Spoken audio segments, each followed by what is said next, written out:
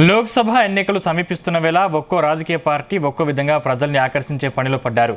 కొందరు తాము అధికారంలోకి వస్తే ఏం చేస్తామనేది వినూత్నంగా చెబుతుంటే, మరికొందరు ఇతర రాజకీయ పార్టీలు ఎలాంటి మోసాలు చేశాయో అనేది వినూత్నంగా చెబుతున్నారు.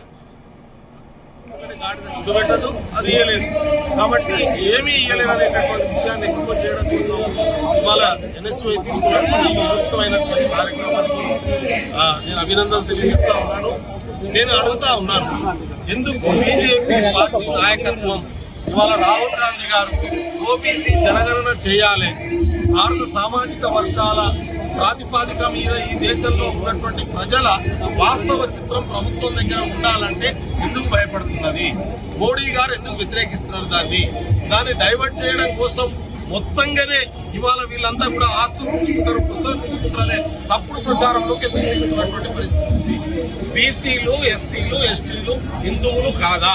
బీసీలు, ఎస్సీలు, ఎస్టీలు ఇవాళ ఈ దేశంలో ఉన్నటువంటి మిగతా వర్గాలతో సమానమైనటువంటి అభివృద్ధి చెందడం బీజేపీకి ఇష్టం లేదా? ఇవ్వాల్సిన హామీలు ఏదైతే మేడారం సమ్మక్క సారక్క జాతరకి జాతీయ హోదా అడిగితే వాళ్ళు మాకు ఇచ్చింది ఏంది? ఐఏఎం అడిగితే మాకు ఇచ్చింది ఏంది? మెడికల్ కాలేజ్ అడిగితే మాకు ఇచ్చింది ఏంది?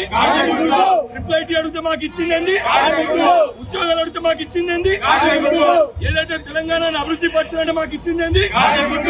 ఏదైతే బీజేపీ పార్టీ తెలంగాణ పట్ల చూపించే ఒక వివక్షకి నిరసనగా బీజేపీ పార్టీ ఇక్కడున్న కేంద్ర మంత్రి కిషన్ రెడ్డి గారి బీజేపీ పార్టీ నాయకులు తెలంగాణ వాటా మాది మాకివ్వండి, మా ఉద్యోగాలు మాకివ్వండి, మా యూనివర్సిటీలు మాకివ్వండి, మా కాలేజీలు మాకు ఇవ్వండి అంటే మేము మీకేమియము